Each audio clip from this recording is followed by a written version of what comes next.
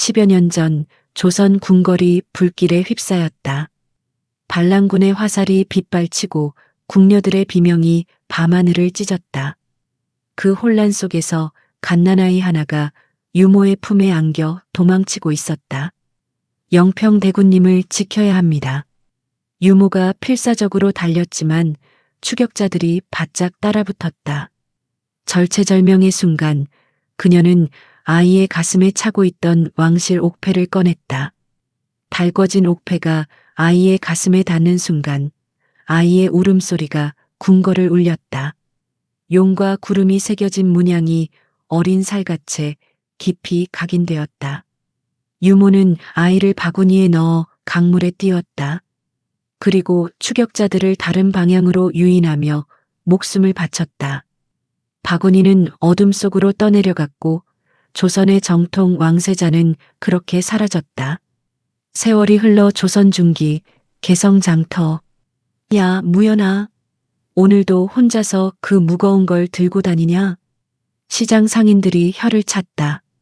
28살 강무연은 다른 짐꾼 셋이 나누어 들어야 할 곡식 가마를 혼자서 번쩍 들어 올렸다. 키는 보통이지만 어깨 폭이 유난히 넓고 팔뚝 둘레가 다른 사람의 허벅지만 했다. 천한 놈이 힘만 세면 뭐하냐? 거지 새끼 주제에 건방지게. 사람들의 멸시와 조롱이 쏟아졌지만 무연은 묵묵히 일을 계속했다. 거지 소굴에서 주워 키운 몸이라며 손가락질 받는 것도 이미 익숙했다. 하지만 무연에게는 남다른 점이 있었다. 가슴 한복판에 새겨진 기묘한 흉터였다. 엽전만 한 크기의 원 안에 용과 구름을 닮은 복잡한 문양이 희미하게 보였다. 사람들은 어릴 적 화재로 생긴 흉터라고 여겼지만 그 누구도 그것이 왕실 옥패의 문양이라는 걸 알지 못했다. 무연을 키운 건 거지 소굴의 한 여인이었다. 순이라 불리는 그녀는 강물에 떠내려온 아이를 건져 올려 친자식처럼 키웠다. 무연아, 사람들이 뭐라 해도 기죽지 마라. 너는 특별한 아이야. 순이는 무연의 흉터를 어루만지며 속삭였다. 그 흉터가 범상치 않다는 걸 직감했지만 무연에게는 말하지 않았다. 천대받는 몸이었으나 그의 팔뚝엔 하늘이 준 힘이 깃들어 있었다. 황진이 야담을 찾아주셔서 감사합니다. 구독, 좋아요, 알림 설정 꼭 눌러주세요. 무연은 그 힘으로 장터에서 가장 믿음직한 짐꾼이 되었다. 하루벌이는 다른 짐꾼들의 배에 달했지만 그래도 신분은 바뀌지 않았다. 오늘도 수고했다. 해질녘 상인이 품삯을 건네며 말했다. 무연이 정중히 인사하며 돈을 받는 모습에서 묘한 품격이 풍겼다. 거지 출신치고는 예의가 바르고 말씨도 단정했다. 그날 밤 무연은 거지 소굴로 돌아가 순이에게 하루벌이를 전했다. 어미, 오늘 벌이입니다. 고생했구나, 내 아들. 순이가 무연의 굵은 손을 잡으며 웃었다. 비록 남루한 옷을 입고 있지만 두 사람 사이에는 따뜻한 정이 흘렀다. 무연은 몰랐다. 자신의 혈관에 조선에서 가장 고귀한 피가 흐르고 있다는 것을, 그리고 머지않아 그 진실이 세상을 뒤흔들 것이라는 사실을. 운명의 톱니바퀴가 돌기 시작했다. 이튿날 정오, 개성장터에 이상한 기운이 감돌았다. 평소보다 순찰하는 광군이 많아지고 상인들이 수군거렸다. 무슨 일이래? 왕족 누군가가 쫓기고 있다는 소문이. 바로 그때였다. 말발굽 소리가 요란하게 울려 퍼지며 검은 복면의 자객 5명이 나타났다. 그들이 쫓는 것은 하나. 필사적으로 달아나는 젊은 여인이었다. 화연이었다. 25의 그녀는 왕족 후궁 집안에 숨겨진 혈통으로 어머니가 목숨을 걸고 지켜온 비밀을 품고 있었다. 하얀 치마폭이 바람에 펄럭이며 그녀가 장터를 가로질러 달렸다. 아름다운 얼굴에는 절망과 공포가 어려 있었다. 전연을 놓치지 마라. 자객 우두머리가 외쳤다. 화연과의 거리가 점점 좁혀진다. 그녀의 가슴이 격하게 뛰었다. 품속에 숨긴 왕실 옥패가 뜨겁게 달아올랐다. 무연은 곡식 가마를 지고 가다가 이 광경을 목격했다. 순간 가슴 깊은 곳에서 뜨거운 무언가가 치밀어 올랐다. 마치 그녀를 지켜야 한다는 사명감이 피 속에서 끓어오르는 것 같았다. 자객 하나가 화연의 등 뒤로 칼을 휘둘렀다. 바로 그 순간 쾅! 무연의 주먹이 자객의 옆구리를 강타했다. 갈비뼈가 부서지는 소리와 함께 자객이 말에서 떨어졌다. 무연의 괴력 앞에 갑옷도 무용지물이었다. 뭐야 이놈이. 다른 자객들이 칼을 빼들었다. 하지만 무연은 이미 두 번째 자객의 목을 움켜쥐고 있었다. 한 팔로 성인 남자를 번쩍 들어올리는 무서운 힘이었다. 세 번째 자객이 뒤에서 덤벼들었다. 무연이 몸을 돌리며 어깨로 받아냈다. 자객이 바위에 부딪힌 듯 튕겨나갔다. 모든 일이 순식간에 벌어졌다. 자객 5명이 모두 무연의 주먹에 쓰러졌다. 장터 사람들이 경악했다. 저 힘이 어디서 나오는 거야? 화연이 무연을 올려다보며 가슴을 치며 헐떡였다. 구원자의 우람한 체격과 방금 전 보여준 무력에 압도되었다. 하지만 그보다 더 놀라운 건 그의 눈빛이었다. 천민이라고 하기에는 너무나 고귀한 기품이 흘러넘쳤다. 괜찮으십니까? 무연이 손을 내밀었다. 화연이 그 손을 잡고 일어서는 순간 두 사람 사이에 묘한 전류가 흘렀다. 고맙습니다. 목숨을 구해주셨네요. 당연한 일을 했을 뿐입니다. 무연의 겸손한 대답에 화연은 더욱 놀랐다. 거지 출신이라는 사람의 말씨가 아니었다. 그런데 바람에 무연의 저고리가 펄럭이며 가슴팍이 드러났다. 그 순간 화연의 눈이 크게 떠졌다. 무연의 가슴에 새겨진 흉터가 보였기 때문이다. 이 흉터, 설마 당신이? 화연이 떨리는 목소리로 중얼거렸다. 그 문양은 자신이 품고 있는 옥패와 정확히 일치했다. 용의 몸체와 구름의 소용돌이, 세밀한 부분까지 완벽하게 같았다. 무슨 뜻인가요? 무연이 당황하며 물었다. 하지만 화연은 답하지 못했다. 너무나 충격적인 발견이었다. 10여 년 전 사라진 왕세자. 정말 살아있었던 거야. 화연의 가슴이 뛰었다. 어머니가 들려준 전설 같은 이야기가 현실이 되어 눈앞에 나타난 것이다. 성함이 뭐라고 하시나요? 강무연입니다. 무연. 화연이 그 이름을 되뇌었다. 하지만 진짜 이름은 따로 있었다. 영평대군, 조선의 정통 왕세자. 저는 화연입니다. 두 사람이 서로를 바라보는 순간 운명의 실이 엮이기 시작했다. 거지 짐꾼과 왕족 여인. 신분은 달랐지만 둘 사이에는 묘한 끌림이 흐르고 있었다. 하지만 그들은 몰랐다. 이 만남이 조선 전체를 뒤흔들 대사건의 시작이라는 것을. 그날 밤 한양 궁궐 깊숙한 곳에서 비밀 회동이 열렸다. 촛불 하나만이 어둠을 밝히는 가운데 검은 그림자 같은 인물들이 모여 앉았다. 드디어 찾았습니다. 이조판서 박판우가 음흉한 미소를 지으며 말했다. 그의 눈에는 탐욕과 야망이 번뜩였다. 영평대군이 정말 살아있다는 것이냐? 옆에 앉은 병조 참판이 흥미롭게 물었다. 확실합니다. 개성 장터에서 짐꾼 노릇을 하고 있다더군요. 가슴에 왕실 옥패 문양이 새겨져 있다고 합니다. 박판우가 서류를 펼쳐 보였다. 무연에 대한 자세한 정보가 적혀 있었다. 흥미롭군. 그렇다면 그를 왕으로 세워라. 허수아비라 할지라도. 박판우의 목소리에 광기가 서렸다.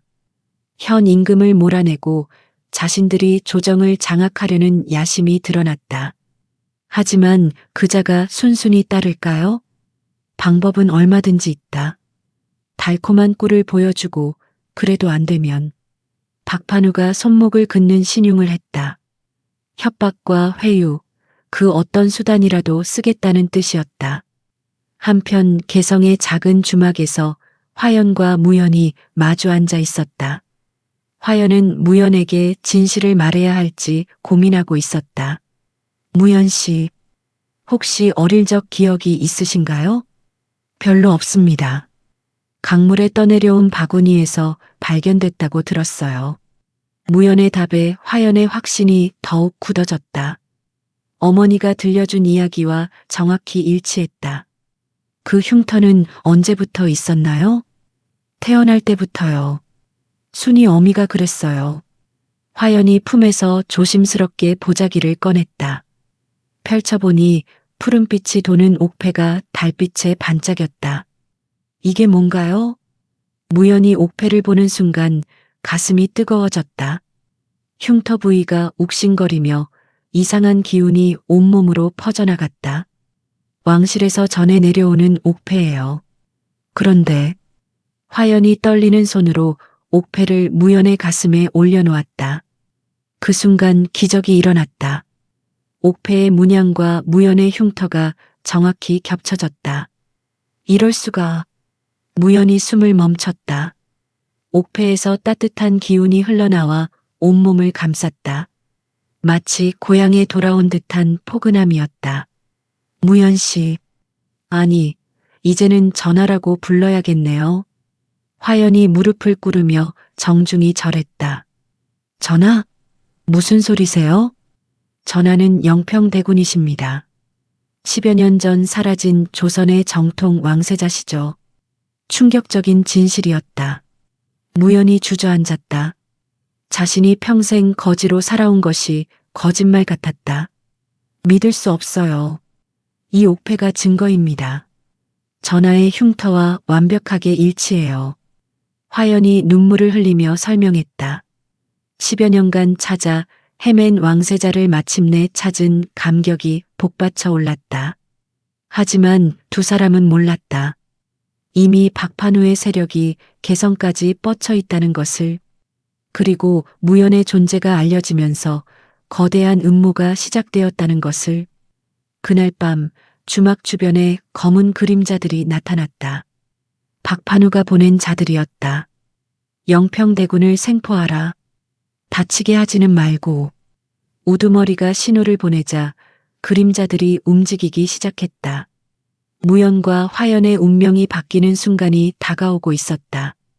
주막을 둘러싼 검은 그림자들이 일제히 달려들었다. 하지만 무연은 더 이상 예전의 무연이 아니었다.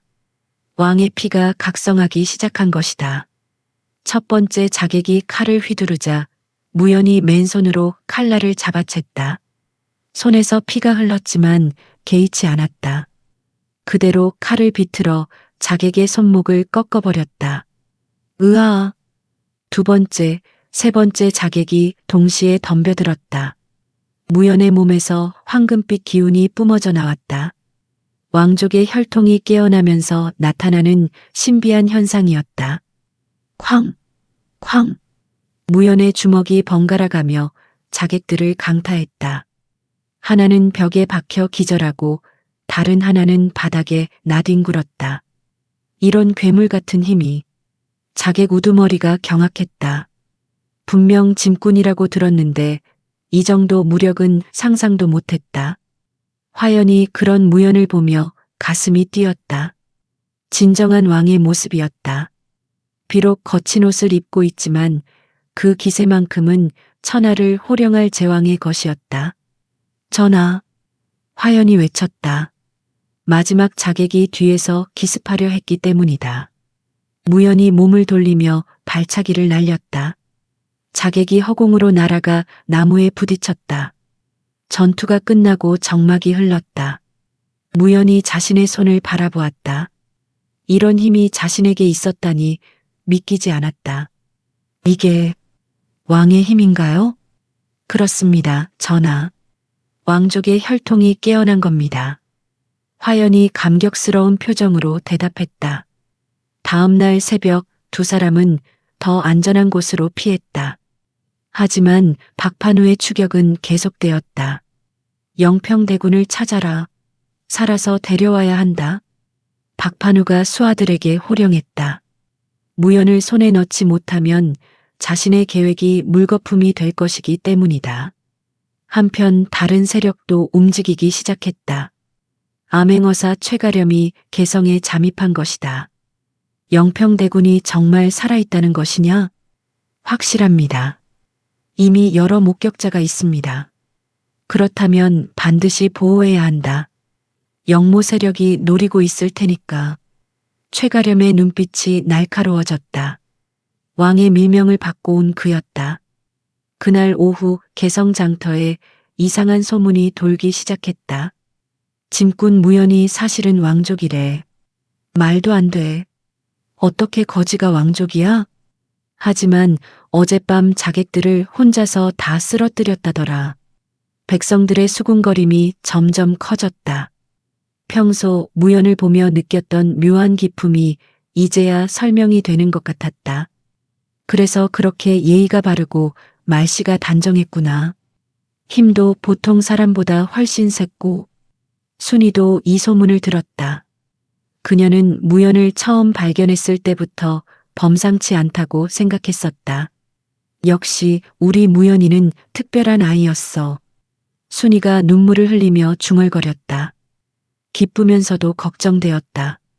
무연이 위험에 처할 수도 있기 때문이다. 밤이 되자 무연과 화연이 은밀히 순이를 만났다. 어미. 무연이 순이 앞에 무릎을 꿇었다. 아이고, 우리 무연아. 이제 정말 왕자님이 된 거냐? 순이가 무연의 머리를 쓰다듬었다.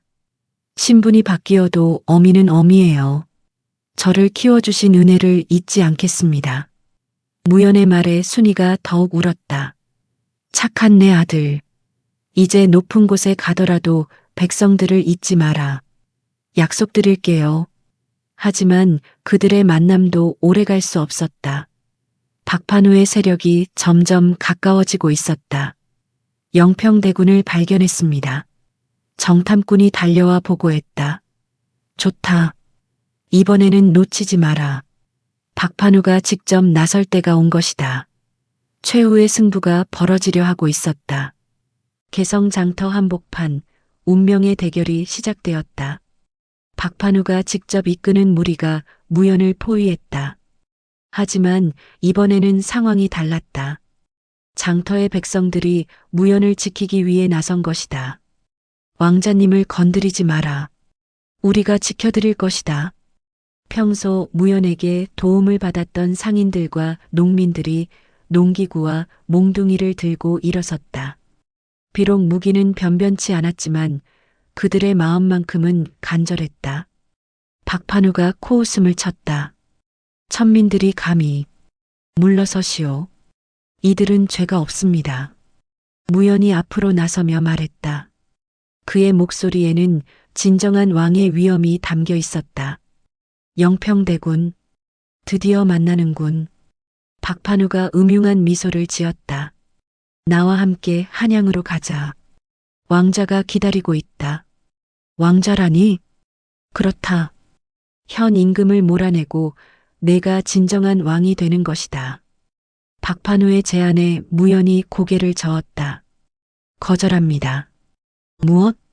저는 이 사람들의 왕이 되고 싶습니다. 궁궐의 왕이 아니라.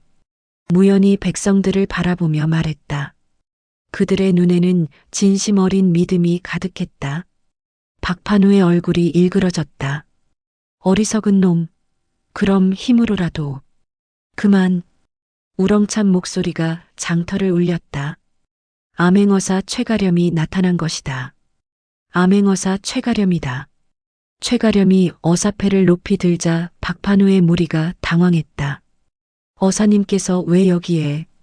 영모를 꾸미는 자들을 체포하러 왔다.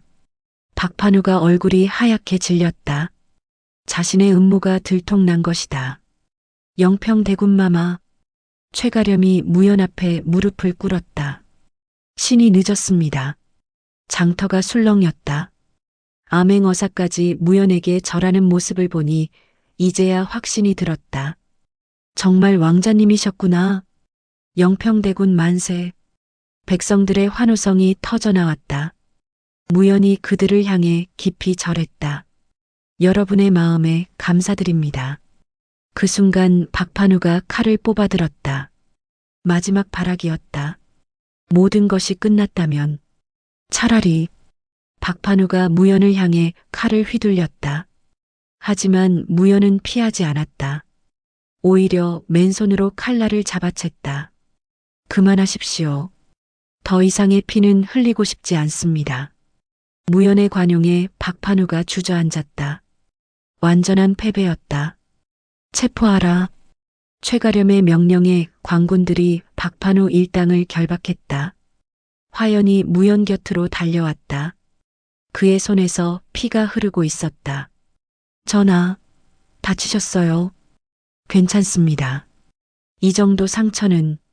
무연이 웃으며 대답했다. 하지만 백성들은 더욱 감동했다. 자신들을 지키기 위해 피를 흘린 왕자를 본 것이다. 영평대군 만세, 만세. 장터의 환호성이 울려 퍼졌다. 진정한 왕의 탄생을 축하하는 소리였다. 한양 궁궐 근정전. 왕이 옥좌에 앉아 떨리는 손으로 보고서를 읽고 있었다. 10여 년간 그리워했던 아들의 생존 소식이었다. 정말 내 아들이 살아있다는 것이냐? 그렇습니다, 전하. 가슴의 흉터와 왕실 옥패가 완벽하게 일치합니다. 최가렴이 무릎을 꿇고 보고했다. 왕의 눈에서 눈물이 흘러내렸다. 어린 아들을 잃고 10여 년간 가슴에 품어온 슬픔이 한순간에 기쁨으로 바뀌었다. 즉시 궁으로 모셔오라. 한편 개성에서는 무연히 백성들과 작별 인사를 나누고 있었다. 왕의 부름을 받아 한양으로 가야 했지만 정작 그의 마음은 복잡했다. 왕자님, 저희를 잊지 마세요. 꼭 좋은 왕이 되어주세요. 백성들의 간절한 인사에 무연의 가슴이 뜨거워졌다. 여러분을 위한 왕이 되겠습니다. 약속드립니다. 순이도 눈물을 흘리며 무연을 바라보았다. 우리 무연이 이제 정말 떠나는구나. 어미, 아들은 어디에 있어도 어미의 아들입니다. 무연이 순이를 꽉 안으며 말했다. 착한 내 아들. 높은 곳에 가서도 마음만은 낮게 가져라. 수레가 한양을 향해 출발했다. 화연이 무연 옆에 앉아 그의 손을 잡았다. 걱정되시죠? 네. 정말 제가 왕이 될 수 있을까요? 전하라면 분명 훌륭한 왕이 되실 거예요. 화연의 위로에 무연이 미소 지었다.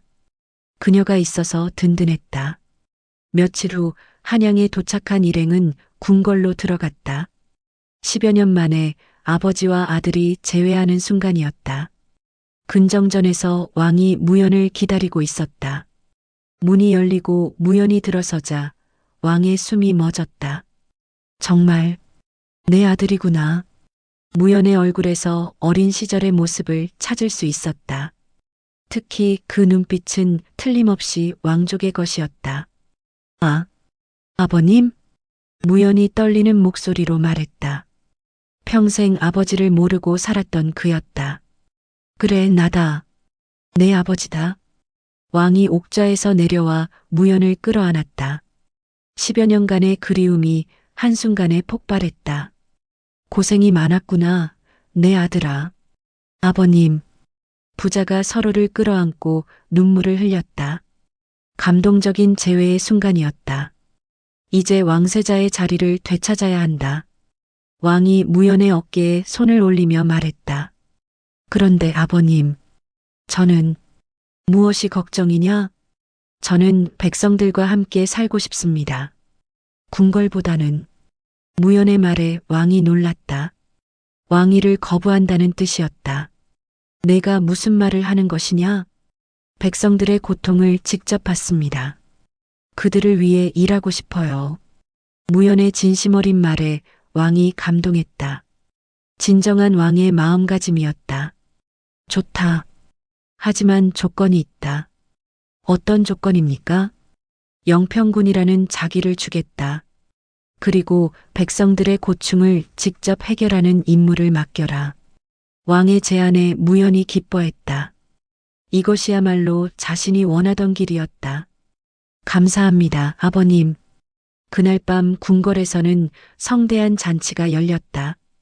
영평대군의 귀환을 축하하는 자리였다. 하지만 무연의 마음은 이미 백성들에게 가 있었다. 하루빨리 그들 곁으로 돌아가고 싶었다. 화연이 그런 무연을 바라보며 미소 지었다. 정말 훌륭한 분이세요. 당신이 있어서 가능한 일이에요. 두 사람이 손을 맞잡고 미래를 꿈꿨다.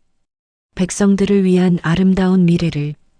영평군 자기를 받은 무연이 화연과 함께 백성들을 위한 일을 시작했다.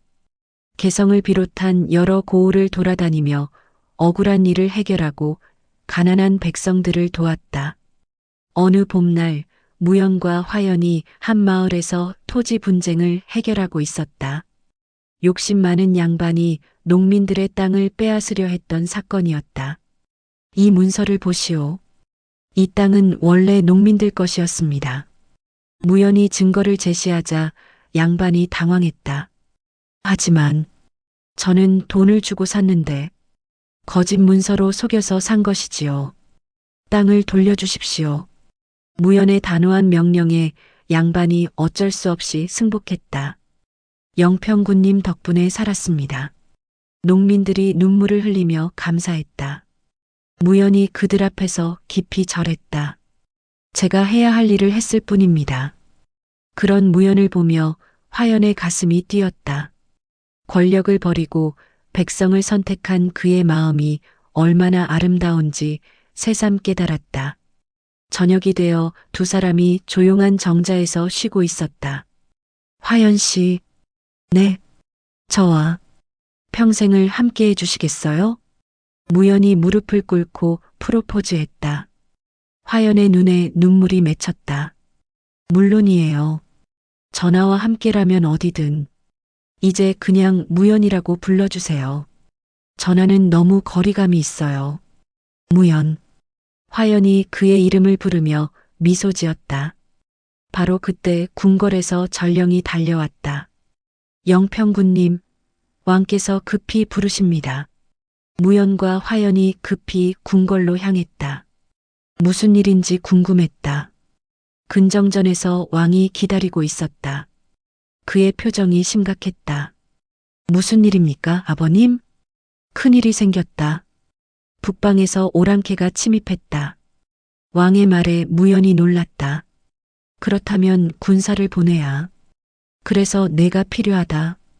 군사를 이끌고 나가 달라. 왕의 부탁에 무연이 고민했다.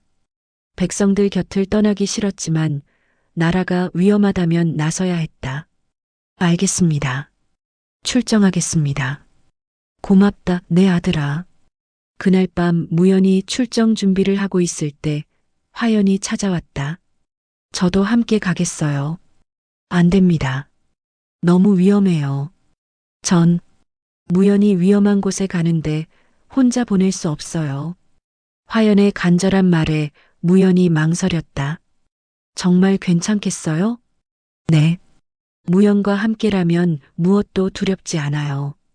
이튿날 무연이 군사들을 이끌고 출정했다. 화연도 함께했다. 그들의 사랑은 전쟁터에서도 변하지 않았다. 북방 전선에서 무연은 탁월한 지휘력을 발휘했다. 오랑캐들을 물리치고 국경을 지켜냈다.